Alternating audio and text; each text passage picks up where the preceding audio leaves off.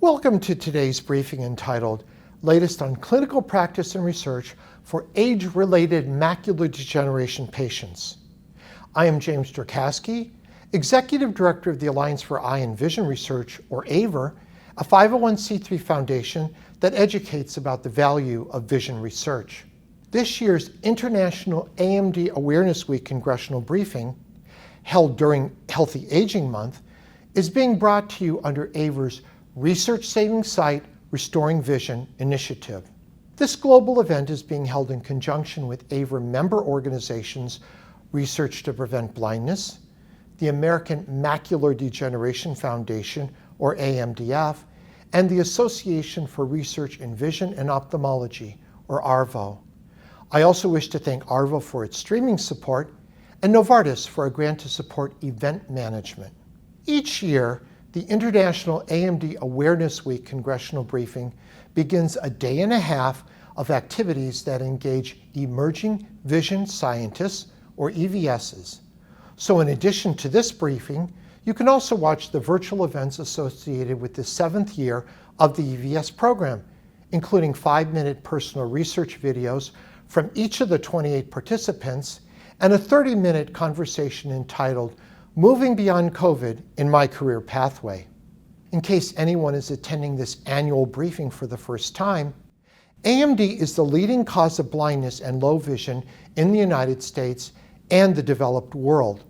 By the time an American reaches 75 years of age, his or her risk of getting AMD is nearly 1 in 3, and 10,000 baby boomers are reaching that age every day. When you lose your central vision in the latter stages of AMD, activities of daily living such as driving and reading become difficult and often result in the loss of independence. So the vision community joins each year to recognize clinical practice and laboratory research that advances our understanding of AMD. This research is supported by the federal government, foundations, and private industry. Since AVER serves as the Friends of the National Eye Institute, or NEI, within the National Institutes of Health, I wanted to acknowledge that the Institute is supporting hundreds of grants that relate to both the wet and dry forms of AMD, including the genetic basis of the disease, clinical studies on diagnostics, treatments, and therapies, the use of advanced imaging technologies to diagnose and monitor disease treatments, and the use of big data and artificial intelligence, or AI, for earlier diagnosis and better treatment of AMD and other retinal diseases, including diabetic retinopathy. Today's briefing features presentations by two of the most articulate and knowledgeable speakers on AMD clinical practice and research. Amir Kashani, MD, PhD, an Associate Professor of Ophthalmology at the Wilmer Eye Institute at Johns Hopkins University, will address AMD clinical practice as well as his own research. Dr. Kashani has served as one of AVER's EVSs in its 2016 program. Kapil Bharti, PhD, a senior investigator in the Ocular and Stem Cell Translational Unit at the NEI, who will discuss several research initiatives in which he is engaged, including NEI's AMD Integrative Biology Initiative for personalized medicine approaches to AMD treatment. After the presentations, Matt Levine, AMDF's Director of Grants, Partnerships, and Advocacy, will join me in a discussion with the speakers about the impact these developments can have for patients. Thank you for the invitation and for allowing me to tell you about the impact of age-related macular degeneration on Americans and some of the new therapies that are in the pipeline. Age-related macular degeneration carries a significant burden on the elderly population of Americans. Somewhere over 10 million Americans are affected by this disease, and 200,000 or more Americans are affected every year. Age-related macular degeneration typically presents with symptoms of distortion, scotomas, or dark spots in the vision, and can severely decrease central vision. Generally, patients who come in complaining of age-related macular degeneration symptoms have symptoms such as distortion, decreased vision, or blind spot, which typically occurs in the center of their eye. Oftentimes, in the beginning of the disease, it's asymptomatic. It's easy for us to talk about how macular degeneration presents, but I find it most compelling to hear it from a patient herself.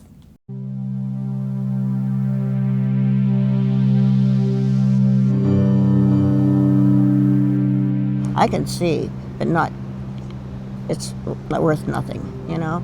It's all black. There's just a black spot there. It's embarrassing most of the time. When I eat, when I'm trying to pick up something with a fork, I don't pick it up. I mean, I think I do, and it's not there. And one day, instead of salsa on my scrambled eggs, I put prunes on it. When I went to see my doctor, he said, "Have you ever heard of macular degeneration?" I said, "No." And I said, "Will it make me blind?" He said, "Yeah, you know." So I said, "Well, what can you do for it?" "Nothing," he said. And I pray. I said, "Pray." I said, you know, every night I'd say, "Oh God, please, what's left for me?" Thanks to the work of many researchers, clinician scientists, and industry, our understanding of macular degeneration has evolved tremendously over the last several decades. Luckily, what that patient told you is changing. We have treatments for some forms of macular degeneration, and there are new treatments on the horizon that are being tested yearly. We understand the cellular basis of age-related macular degeneration and the clinical progression. Let's explore that. Macular degeneration is a degenerative condition of light-sensing cells in the back of the eye called photoreceptors, as well as the retinal pigment epithelium, which are the supporting cells that support the function of those overlying photoreceptors, which you see illustrated here. The classification of age-related macular degeneration is based on NIH-funded studies, such as the age-related eye disease studies, that was conducted in the 1990s and early 2000s. Based on this and other studies, we know that macular degeneration occurs over many decades, and it can be broken up into several stages. These stages include early age-related macular degeneration, which is often asymptomatic. Patients often don't know they have this, and they're unable to know this unless they see a clinician. This early phase of age-related macular degeneration is often called the dry form of age-related macular degeneration and can progress to intermediate and advanced forms. As you can see in this graphic, the early age-related form is characterized by yellow deposits that are called drusen. These drusen accumulate over time and cause damage or result in damage to the overlying photoreceptors as well as the retinal pigment epithelium that we just talked about. Over a longer period of time, that can result in loss of the RPE and advancement to the advanced dry form of macular degeneration that you see in the upper right panel. In that case, the loss of the RPE cells is permanent and central vision is severely affected. In this case, you would have significant central vision loss.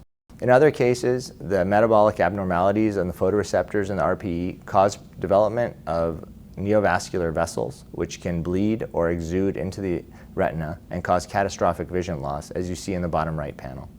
This is called the wet form of macular degeneration, or neovascular age-related macular degeneration.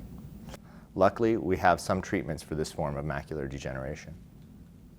The vast majority of people who have macular degeneration have the dry form. That is 80 to 90% of people. Unfortunately, most of the vision loss that occurs from macular degeneration occurs in patients with a wet form, or the neovascular form of age-related macular degeneration.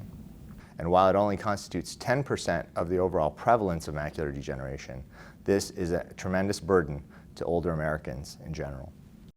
The exact singular cause of macular degeneration is unknown, and it's likely that it's a very multifactorial disease.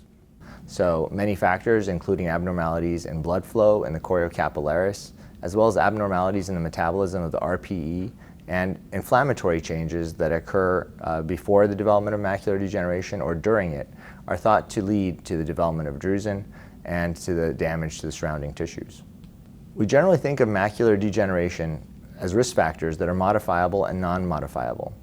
It's important for us to understand this because it allows patients and clinicians to intervene in daily activities that can help decrease the risk of developing macular degeneration. Unfortunately, age is the primary risk factor for macular degeneration. Somewhere over 10% of people over age 80 have some form of macular degeneration, and this number is increasing as our aging population increases. Race and gender are also important risk factors that are not controllable or modifiable. In general, Caucasians and females tend to be at higher risk for developing age-related macular degeneration. and the exact reason for this is unknown. There are also variations in the forms of macular degeneration that are more common among some races. Genetics seems to play an important role in age-related macular degeneration. For example, polymorphisms in the complement factor H gene have been associated with 5-fold or more increase in the risk of developing macular degeneration. In general, we say that knowing the family history, especially of first-degree relatives who have been diagnosed with macular degeneration at a very early age, such as 50 or younger, is important for patients to know about and for their clinicians to know about. However, this is a complicated story, and the use of genetics to predict the occurrence of macular degeneration in any particular patient is not clear, and therefore there's no clinical guidelines for use of genetic testing, although commercially available tests are out there. In general, it's very important to know about a family history of macular degeneration because that's something that can guide an individual into screening earlier. So for example, if your family has been diagnosed with age-related macular degeneration at a particularly early age, say 50 or younger, that's an important risk factor to tell your doctor about so that you can be appropriately screened. The modifiable risk factors that cause age-related macular degeneration are listed here. These are modifiable risk factors. So people can change these and reduce their risk of developing age-related macular degeneration or progressing to more advanced forms of macular degeneration. Smoking is the #1 modifiable risk factor for this disease. Stopping smoking, even after prolonged periods of smoking, can significantly decrease the risk of developing the disease or having it progress to significant vision loss.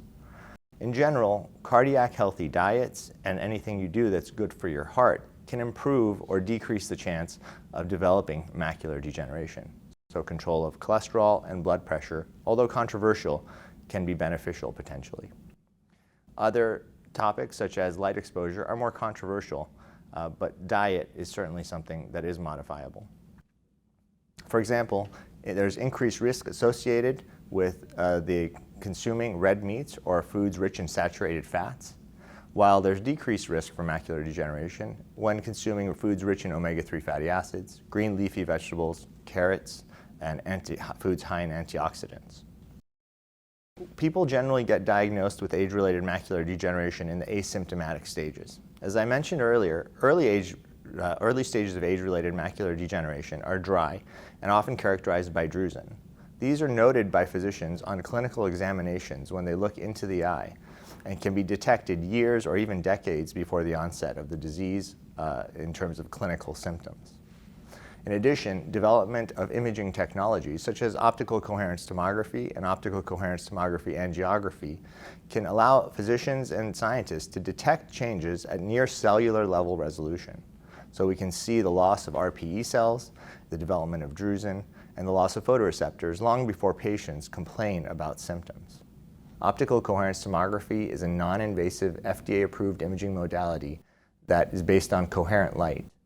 And you easily see how a patient sitting in front of the device can be scanned in the order of minutes to obtain detailed images of the retina that you see in the far right, where RPE cells or photoreceptors are damaged, or even where neovascularization is occurring.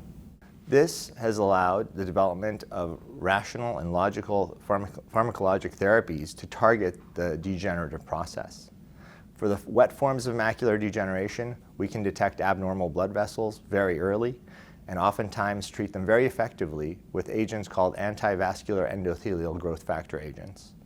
These agents are injected into the eye and prevent the growth and proliferation of those blood vessels that cause exudation and bleeding into the eye. In general, these treatments can prevent the progression of vision loss due to the wet form of macular degeneration, although they're not a cure. Unfortunately, dry age-related macular degeneration does not have a effective treatment right now, although the AREDS vitamin supplementation can significantly reduce the progression of the disease. There are many research trials that are ongoing that are aimed at either preventing or slowing the disease progression. As I mentioned, the AREDS2 vitamin-based therapy includes antioxidants and minerals that are designed to prevent the progression of the disease to more advanced forms. There's a 20 to 25% reduction in the progression of age-related macular degeneration with the AREDS vitamins. For wet macular degeneration, there are several treatments that have been improved thanks to NIH-funded research as well as a significant amount of effort by clinician scientists and industry. These are antivascular endothelial growth factor agents, which include bevacizumab, ranibizumab, aflibercept, and recently approved brolucizumab. This chart illustrates the effect of anti-VEGF agents that were originally approved back in 2000. In general, patients who received these anti-VEGF agents had minimal or no vision loss. 90 or more % of the patients that received these injections were able to not experience any significant visual loss, compared to 60% of those who were receiving the standard of care at the time. This is also true with all of the other anti-VEGF agents that have been approved since that time. Unfortunately, the burden of those treatments is significant, especially for our elderly population.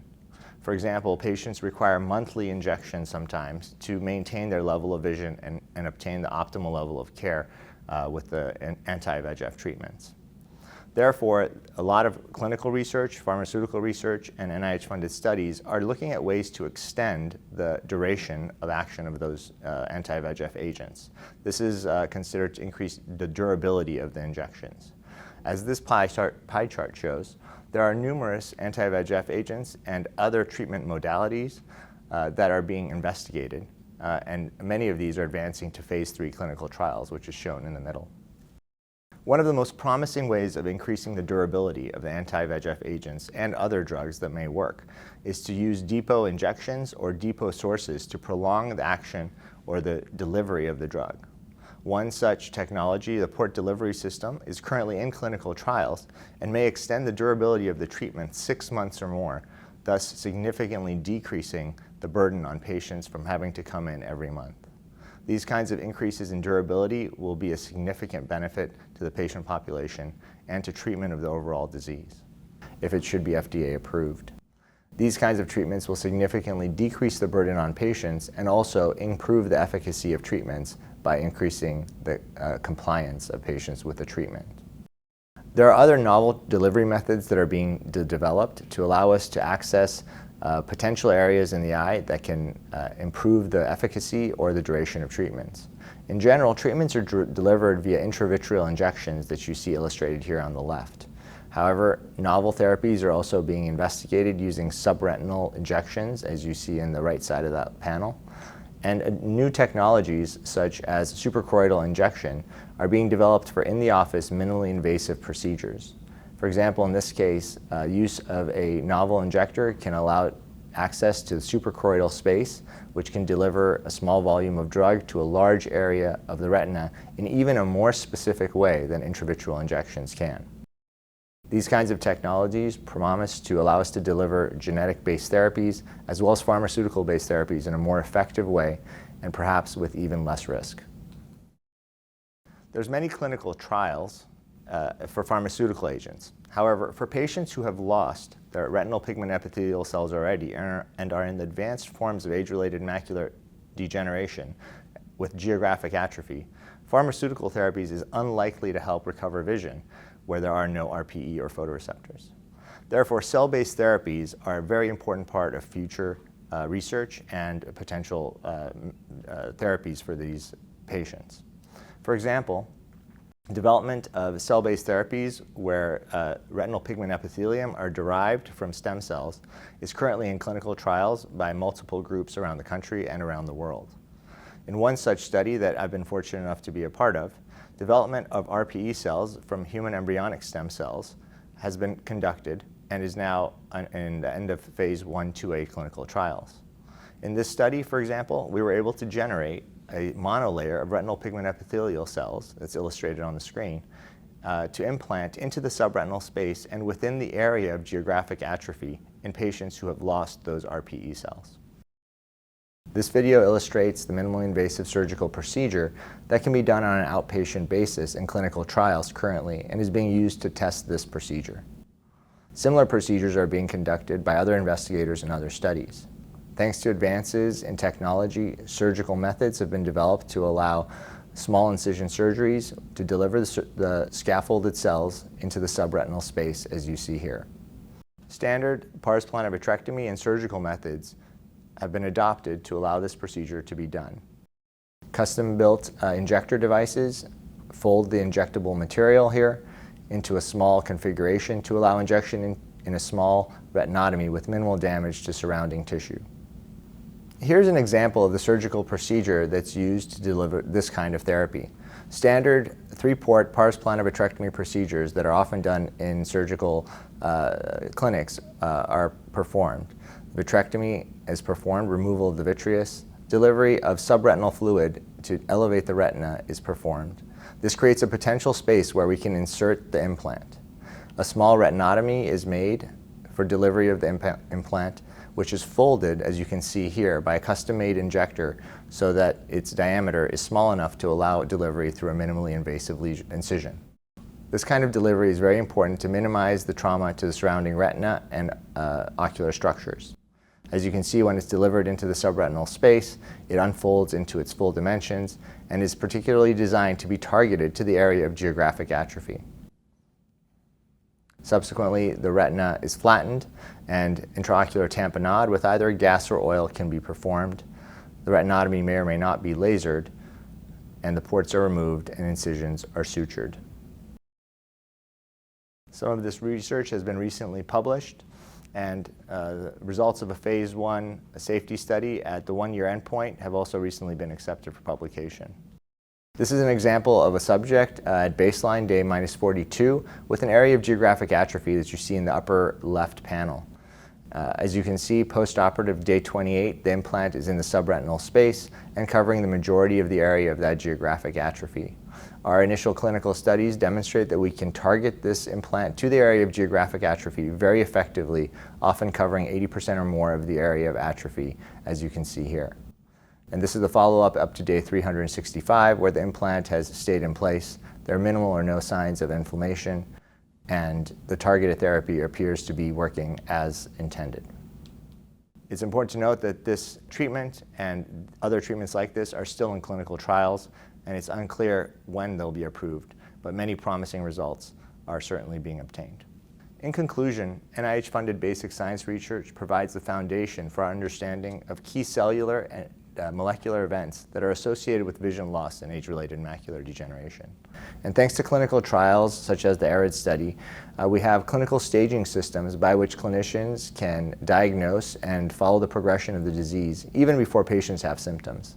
This kind of clinical staging is really allowing us to develop rational therapeutics to intervene in the disease process even before patients have symptoms. Imaging technologies that are non-invasive and FDA approved, such as OCT and OCT angiography, can allow the detection of near cellular level changes, such as RPE loss or neovascularization, even in subjects without symptoms. And the combination of all of these things with advances in material science and engineering enabled minimally invasive surgical treatments, such as the ones that I described, for treating wet AMD and many potential therapies for treating dry AMD. So in summary, there are many promising therapeutic agents, new surgical delivery methods, and stem cell-based therapies that are being developed for both the dry and the wet form of age-related macular degeneration. These therapies provide promising potential treatments for patients who are currently suffering and may be developing age-related macular degeneration. I'd like to turn the stage over to my colleague, Dr. Kapil Bharti, who can tell you more about development of some of the stem cell-based therapies in his group and other treatment modalities that are being developed.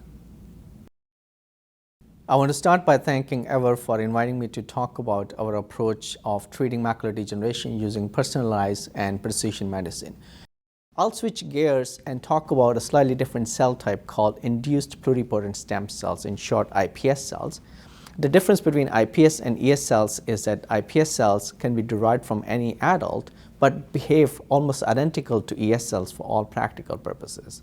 The fact that we can derive these iPS cells from any adult, they form the source of personalized and precision medicine-based approach that I'm going to talk about with you today. How do we make iPS cells?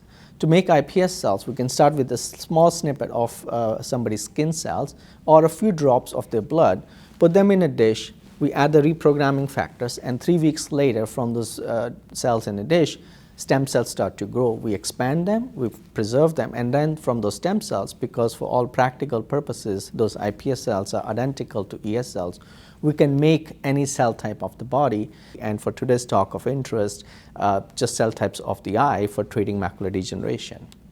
iPS cells can be made from any adult, any person, any patient. So they have various different applications, both in the personalized medicine space and in the precision and personalized medicine space. I'll show you examples of those in my talk today.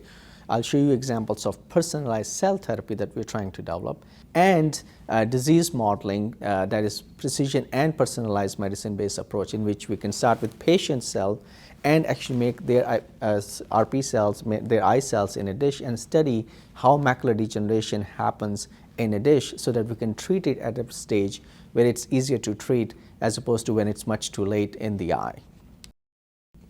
So in the first example, how do we make personalized cell therapy from AMD patients? So we start with patients' blood cells, reprogram them into iPS cells, take those iPS cells, make an RPE patch, and bring it to patients as a cell therapy. And I'll show you how we make the patch, how does the patch look like, how do we test it in animals, and then how do we bring it to patients. So the idea that we have is, and very similar to how Dr. Kashani showed you, is that the RP patch will be delivered in a portion of the eye where there's a lesion, where the patients are going blind because their eye cells are dying, but we'll transplant it in what is called the transition zone, where some of the photoreceptors are still alive, and the patch will be delivered under those photoreceptors, and this patch will then preserve the overlying photoreceptors and stop patients' vision from getting worse. So how do we go about this? First, the idea is that the RP transplant will be transplanted in the area called the transition zone, which is a part around the area of big lesion in the center of the eye where the patients are blind, where the photoreceptor cells, the light sensing cells of the retina, are slowly dying, and the lesion is expanding and patient's vision is getting worse. With this approach of transplanting the RP patch, very similar to how Dr. Kashani showed you for the ES-derived RP patch, we will be able to preserve the overlying photoreceptors and stop patient's vision from getting worse. On the top right side, you see a small view of how the transplant would look like in the back of the eye. It literally looks like a bandage, a patch, a 2 by 4 millimeter RP patch made from patients on stem cells. So how do we make the patch? To make the patch, we start with a biodegradable scaffold, and this scaffold is made of a material called polylactic-glycolic acid, which slowly degrades away, and the cells make their own extracellular matrix, their own membrane, and integrate into the back of the eye using that material, using the natural material that they make by themselves. Cells, this is how the cells look on top of the patch. They grow very well, they mature on top of the patch, and what we are showing you here is two different markers in green and red that label the cell borders, but the co-localization of the two markers tells us that the cells are mature and they're ready for transplantation.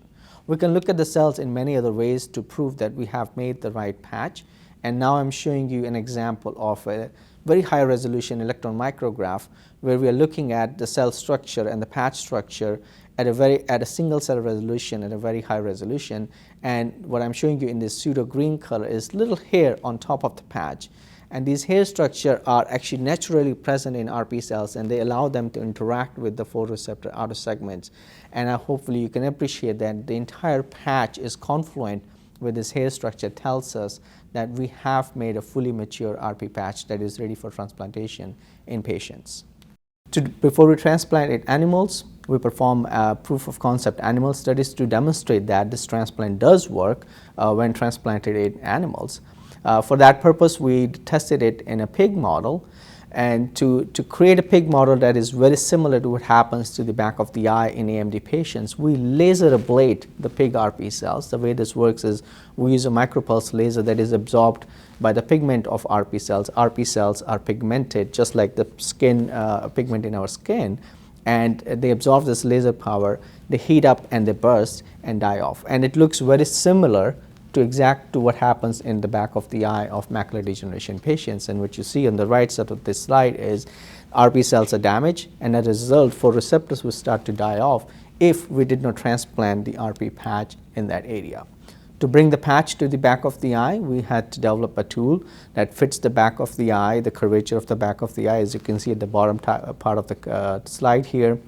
The cannula, the patch is inside the cannula. We can view the patch as we are delivering it, and we can control the delivery of the patch using hydraulics through a foot pedal. Here in this video, can we play the video please? I'm showing you how an eye is being prepped and transplanted with an RP patch. Here the surgeon is making a hole in the eye wall bigger. In the next shot you see inside the eye, very similar to the video that Dr. Kashani showed you. The retina has been lifted. You can see the patch in the cannula, pigmented cells on top, and the surgeon is aligning the tip to the cut and delivers a patch right under the retina, and the retina is flattened on top of the patch and stays there. All of this work combined together form the proof of concept that we can manufacture patients' own cells, stem cells, into an RP patch. We can deliver it to animals. We can show that in animals it's safe and it's efficacious. It was recently published, and that led to an FDA approval for us to start a phase 1/2A trial for testing autologous RP patch for AMD patients, for the late stage of dry AMD patients. And we have 2 cohorts in this category. First 5 patients with a visual acuity 2100 to 2500, so these are very late stage patients, and the next 7 with a slightly better visual acuity once we have demonstrated proof of concept that we can also safely deliver this patch in patients, and it integrates into the back of the eye. So this trial is currently ongoing at the National Eye Institute at NIH. Now, let me take you back to where I started with my idea of transplanting the patch in the transition zone. Now, if you focus to the left side of the screen, there's an area of the patch, or area of the eye, where all the retina cells are died, the photoreceptors are dead, and RP cells are dead. I showed you our patch will protect the area where the photoreceptors are still viable. But what about the area where the photoreceptors are gone? We need to do something about that area also. To do something, we need to make a cell therapy approach which contains both RPE cells and photoreceptor cells. And in fact, that's what we are currently working on. And what we like to call it's a dual RPE photoreceptor, or a sandwich patch approach, if you will. And this work started off as a grant from DoD. We're working in collaboration with a lab at University of Wisconsin, David Gam's lab, and a company, Opsis, that is ready to commercialize this product as soon as we perform proof of concept studies.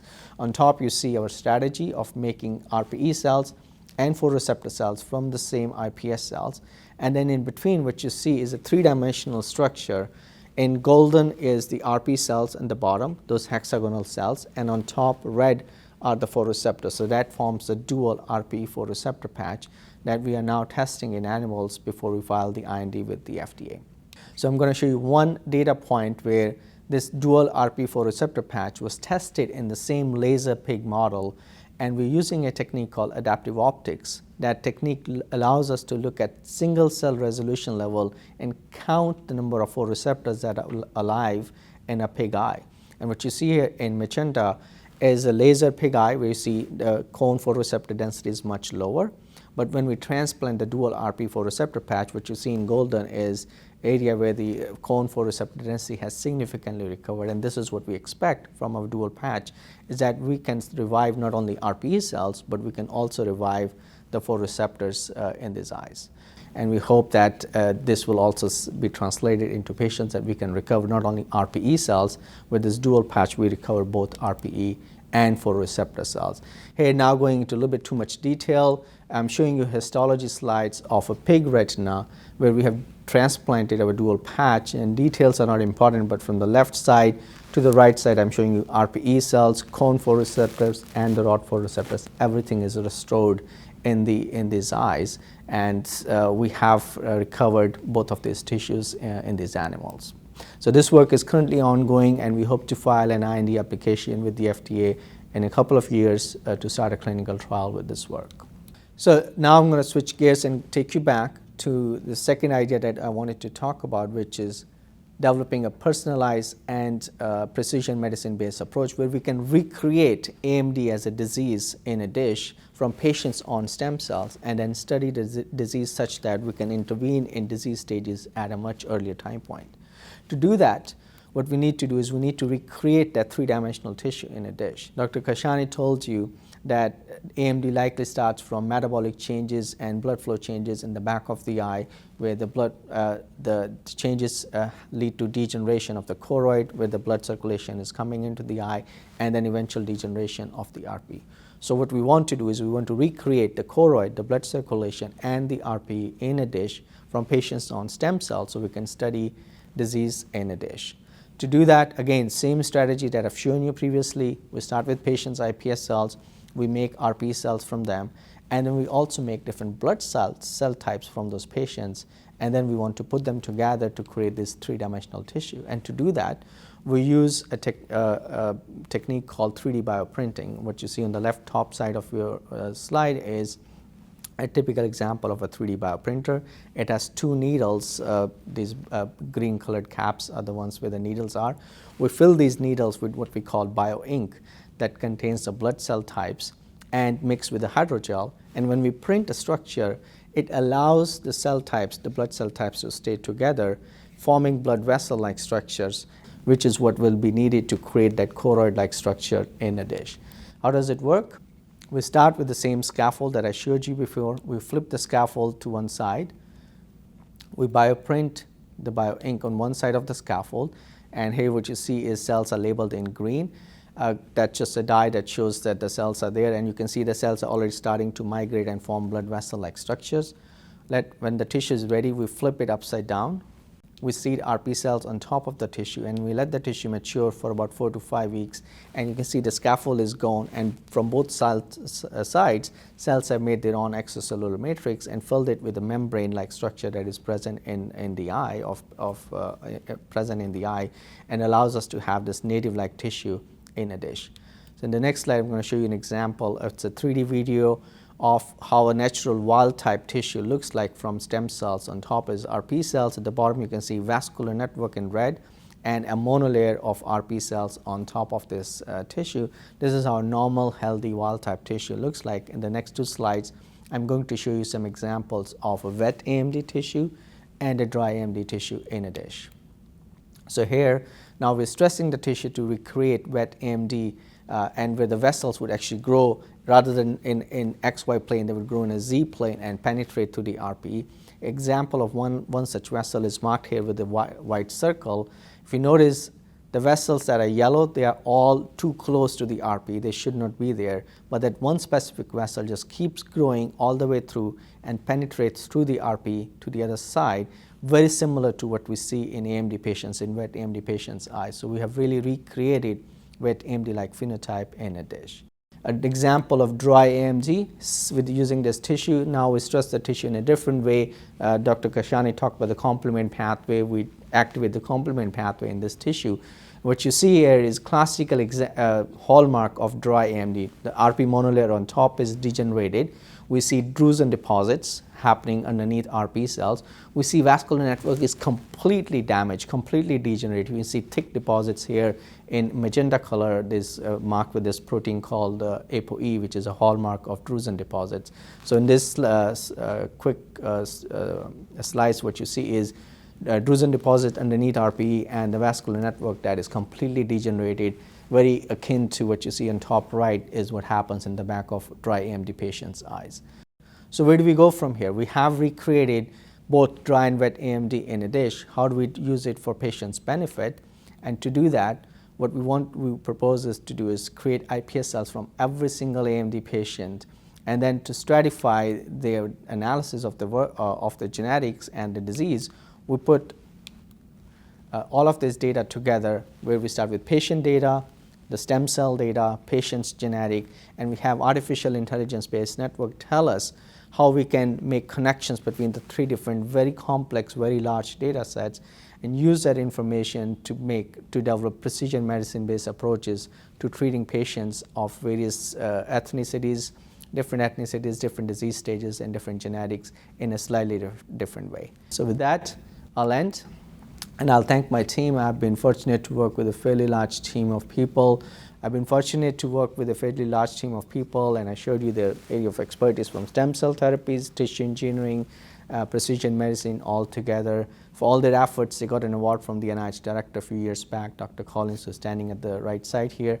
I want to thank them all, and I thank you for your attention.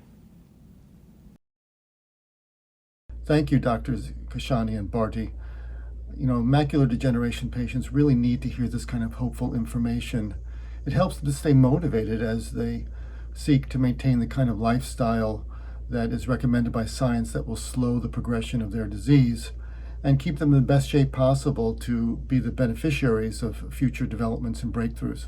I also have to thank Naver Avers, Jim Jorkowski, and David Epstein for their ongoing and really tireless efforts to bring this kind of awareness of the importance of eye research to the federal government, and also to create an active partnership with foundations who bring the patient's voice into the conversation. At the American Macular Degeneration Foundation, we partner with other organizations to fund research and also to advocate on patients' behalf.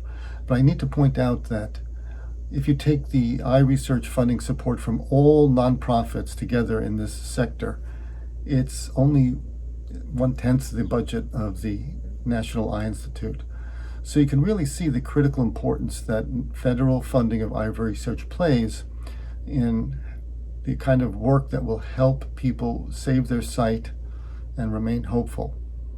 Are there any research developments in early detection that might help patients get detected even earlier in their disease and possibly intervene with treatments earlier? In particular, I'm interested in dark adaptation testing as an indication of early macular degeneration. So one of the most promising technologies is OCT and OCT angiography. So we can detect RPE changes before patients have vision loss right now using OCT. So in patients who have drusen, as those drusens start to collapse, you can actually detect the changes in reflectivity of light from both the RPE as well as the overlying photoreceptors. And we know that those cells are sick or are dying, so to speak. So we do know that, and that is why we're starting to develop drugs that are going to act at the stage before those cells are dying. So for example, inhibitors of complement or inhibitors of the inflammatory pathways. They're designed because we know there's inflammation going on, and the working hypothesis is that that inflammation is causing that damage. So that is for dry AMD. For wet AMD, we can actually detect neovascularization before patients have symptoms as well, because the transition from intermediate AMD to advanced AMD, which can be a wet form, is often hard to detect clinically until the patient has symptoms. But that transition happens at some point before the patient sees the clinician. And so now, even in my clinic and in clinics around the country, I have patients coming in saying, I have macular degeneration. I just want to be screened. And we're picking up patients who have 20/20 vision and who have neovascularization in the back of their eye that is likely the earliest stages of wet macular degeneration. And that's amazing because we can either monitor them very closely or we can start treating them very early before they even have symptoms. And that's happening to me on a regular basis in clinic. In terms of dark adaptometry, I think that's a very promising test as well. It's not used clinically as much because of just the burden that it imposes on people. It's much more involved, it takes a lot more time, and it's a little bit more subjective than OCT, which is done on the order of minutes, 5 to 10 minutes for subjects, and it's more objective. But certainly we could use more testing to detect early changes, and dark adaptometry is a very important one. Are there any imminent promising dry macular degeneration treatments that are maybe in clinical trials or far enough along so that patients should be aware of them? I think that's a very important thing to reach out to the audience. When we were doing our clinical trial with the stem cell-based therapy that I described, one of the problems that we encountered was that patients who had macular degeneration for many, many years actually had lost hope, and they weren't coming back in. So I really appreciate that question, because we do want people to come into their physician providers and be proactive and ask about clinical trials so that they can get that information. And if your provider doesn't have it, they can refer you to an academic medical center where you can perhaps get more information. There are many trials that are ongoing, and it is possible to find out about these through either clinicaltrials.gov or through your local retina provider or an academic medical center. Which clinical trial you which the appropriateness of a clinical trial for a patient depends on the stage of that patient's disease. And the bilaterality or unilaterality of the disease. And so that's a very individualized question that is hard to answer generically. But for example, if you have very advanced disease where, like Dr. Barty and I discussed, the RPE cells are completely absent and there's no overlying photoreceptor cells, that might be a different clinical trial that would be appropriate for you than if you had an earlier stage of disease where there's less profound photoreceptor loss. And certainly there are clinical trials that are ongoing now which are testing the durability of these treatments. So for example, the port delivery system, which I described, is an ongoing clinical trial that's enrolling in various sites around the country, which patients, if they want to, can potentially ask about and explore as an opportunity. So Matt, I think that's a very important question, and Amir did a wonderful job talking about the different stages of trials for late and intermediate stages of disease. What I want to do is that as researchers, clinicians, and advocacy groups, it's also our job to educate our patient cohorts. And one important thing that I want to bring up today is something called stem cell tourism. So in the stem cell field, there's a lot of snake oils, unapproved trials that are being, or unapproved kind of treatments people are proposing. Patients should be very watchful of those. They should always look out for, whenever they're looking at clinicaltrials.gov or internet and asking their physicians, they should always ask for whether this trial has been FDA approved for testing in patients. If it is not an FDA approved trial, I suggest that they be careful and not sign up for such studies. Are there any research developments that you're aware of that would take advantage of a patient's remaining healthy retinal tissue, which would reinforce the need for them to do everything they can to maintain a healthy lifestyle and preserve that healthy retinal tissue? I think it again goes back to healthy lifestyle choices, really how Amir wonderfully showed that it's what our late stage life is, what our younger stage plus all the lifestyles choices that we have at that stage. So really maintaining healthy lifestyle, active lifestyle with proper diet, leafy vegetables, omega-6 fatty acids, seafood, and not too much of fatty foods is what is thought to be, at least in the case of AMD, helpful. But I think this is something I'll maybe have Amir elaborate more based on his experience in this field. Oftentimes, one of the most important things that can be done, besides the kind of common sense things and the ones that are recommended, like diet, exercise, and maintaining your overall health, is staying in touch with your retina specialist or your ophthalmologist and your primary care physician. It is extremely frustrating to have a disease where there's no treatment, and which is, taking away such a prominent sense that we use on a minute-by-minute basis. So I've seen patients who have been disenchanted and disillusioned and who don't come back for their follow-up. And while that's certainly understandable, it is very important to stay in touch, because there's so many trials that are starting every year that you never know when one may come up that would be appropriate for you. What has been the impact of the COVID-19 pandemic clinical and laboratory shutdowns on AMD patient care and research? How is virtual ophthalmology or telehealth being applied in AMD patient care? It has taken a toll on physicians as well as patients.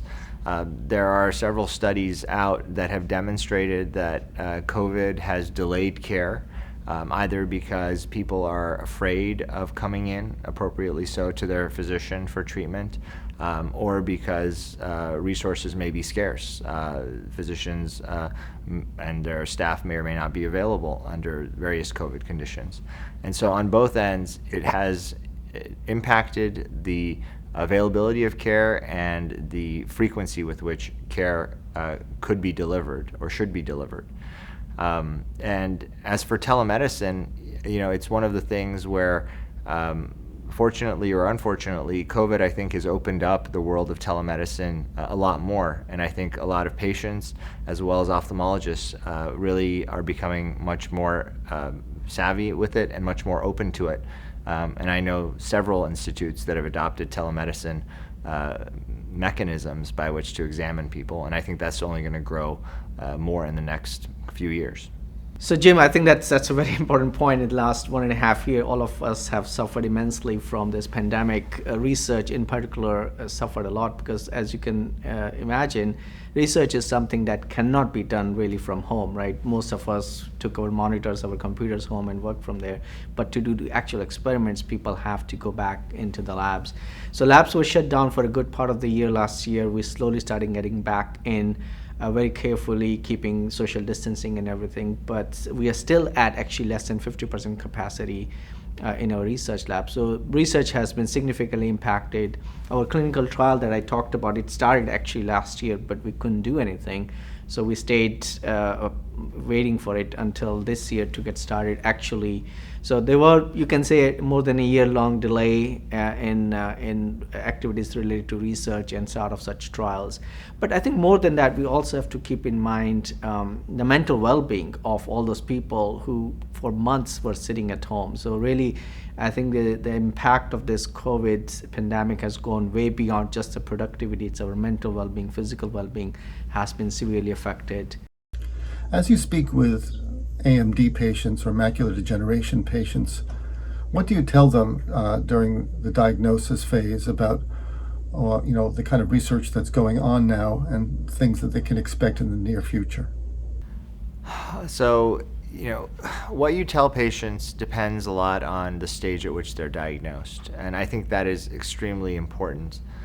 For patients who come in at a very early stage where they're doing their annual screening evaluations and they're asymptomatic, education is the most important part of that visit because the disease is so early that there's essentially no symptoms and there's nothing that needs to be done in most cases.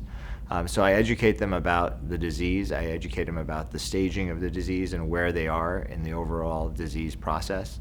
I usually reassure them that it's a very slowly progressive disease and it's manageable, at least in some of its forms, if they're seen regularly and if they do the precautions that we recommend. For patients who come in at later stages of the disease, I tell them if they have the wet form of macular degeneration that there are very effective treatments out there and that those treatments can either prevent vision loss or in some cases even recover lost vision if they can come in frequently enough to receive the treatments in an effective manner. One of the key problems that we face is that patients can't come in on the regular monthly interval that is needed to deliver the therapy, and that's why the durability of treatments is very important. And so for patients who have that problem and they can't come in, we talk about the durability, we talk about how often they need to get the injections, and just having that conversation reinforces the importance of it. And then I reassure them that longer term therapies are on the horizon and that clinical trials are fairly far along, just so they have that sense of reassurance that we are working as hard as we can, as fast as we can to develop more durable treatments. And for patients who come in with advanced dry forms of macular degeneration with geographic atrophy, I think the most important thing to tell them is that there is hope.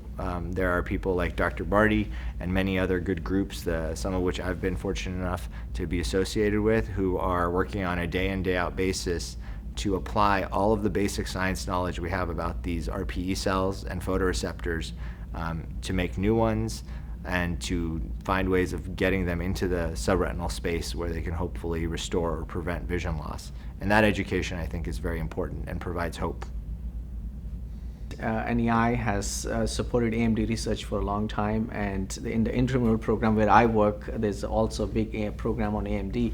And in fact, what we're trying to do now is to really put together years of clinical data, medical history data from patients, and then NEI funded a lot of GWAS studies, which led to large genomic analysis of this patient. So we have the medical history, the clinical data, we have the genomic data, and like I showed you in my talk, we are now taking the same patient cells, making stem cells, and recreating AMD in a dish, and developing a lot of cellular data from this. So we'll put it all together using AI and have artificial intelligence tell us what are the signals between these three that are common. What is there in one of the three data sets that tells us about the other two data sets? So we're really trying to put them all together using this approach, and all of this is being put together within the intramural program. That concludes today's briefing, and AVER wishes to thank our speakers and co-sponsors for their engagement in this important education. I also thank ARVO for its streaming support and Novartis for its event management support. AVER appreciates our audience who have watched from around the globe, especially congressional staff. We encourage you to inform your colleagues about this video, as it will remain available through today's link and on the AVER website at www.iresearch.org. As noted prior, AVER is also streaming its 7th annual Emerging Vision Scientist Day events, which include the individual 5-minute researcher videos and a 30-minute group conversation entitled Moving Beyond COVID in My Career Pathway. Thank you.